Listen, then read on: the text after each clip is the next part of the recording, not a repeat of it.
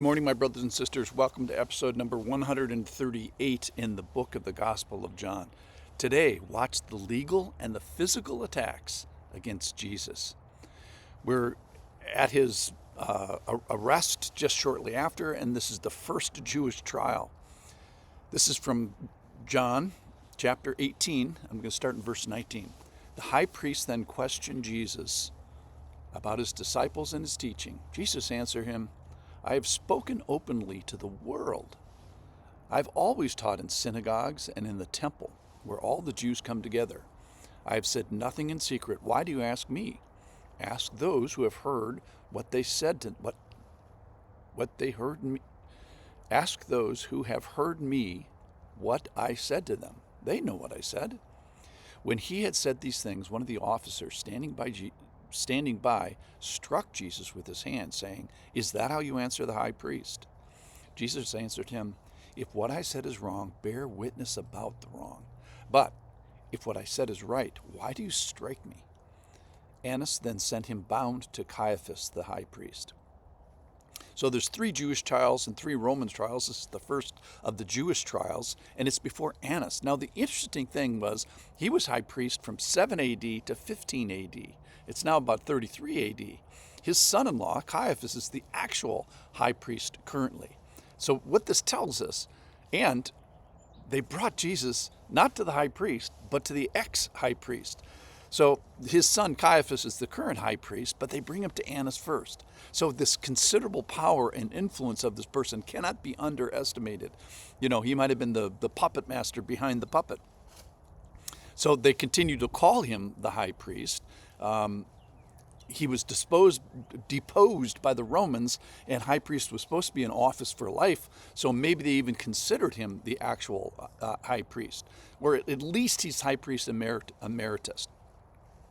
Okay, so this arrest of Jesus and this conspiracy against him, this is no surprise. This has been going on since John chapter 11, where it said from that day forward, they'd made plans to put him to death.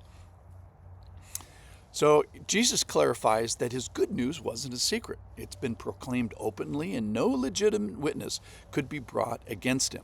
Now, the reason that this is an illegal interrogation, first of all, it's at night. Secondly, there's no legitimate accuser. So the way Jewish trials would work is the accused spoke last, and Annas is trying to get Jesus to speak first.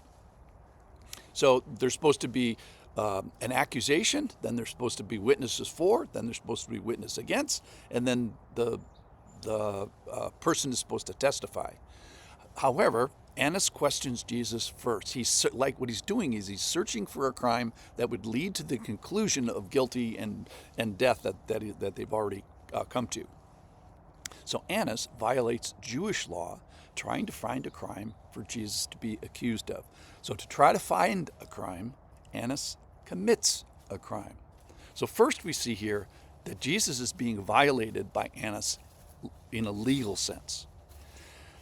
Number 2 then for today is he is violated by this Jewish officer physically.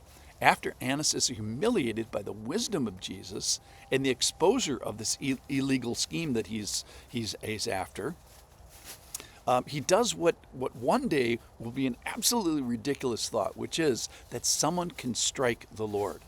So he is arrested and bound. He's not at liberty, so he's bound at this time, and then he's struck with a hand, it says. Now, this is going to get worse as time goes on, and there's going to be all kinds of physical violations, but I just want to pause here, and Jesus is hit.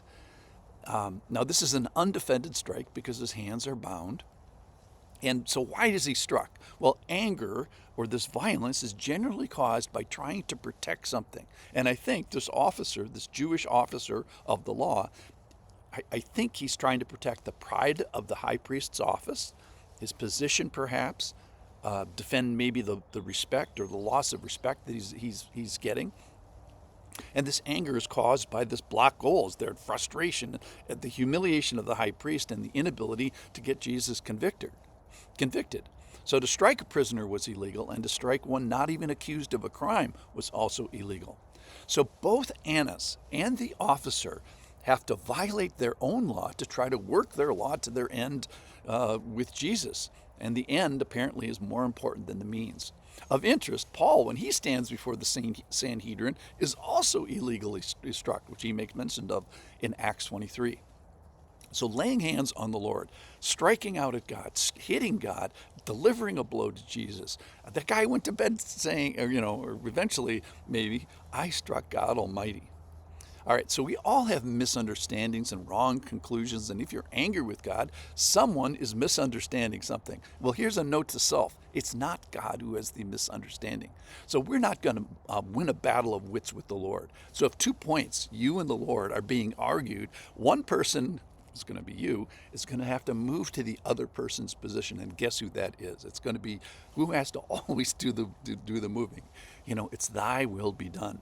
So just help me, Lord, to know and understand what your will is.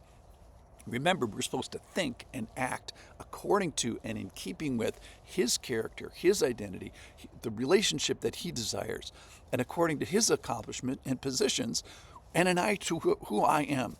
So he is sovereign, all-powerful, Lord, rescuer, and I am positionally supposed to be humble and submissive to that. So let's keep an eye on where Jesus is positionally in heaven right now. So we see this gross violation, and it's going to continue. He's violated by Annas legally, and then he is violated by this officer physically. Now, I want to invite you to come back tomorrow, because it's a tender and horrible story where he's going to be violated by Peter. He's going to be violated by his second and third denials, and then there's going to be a rooster. So hint, please come back tomorrow. Hear more about the violations of Jesus. Thank you for listening.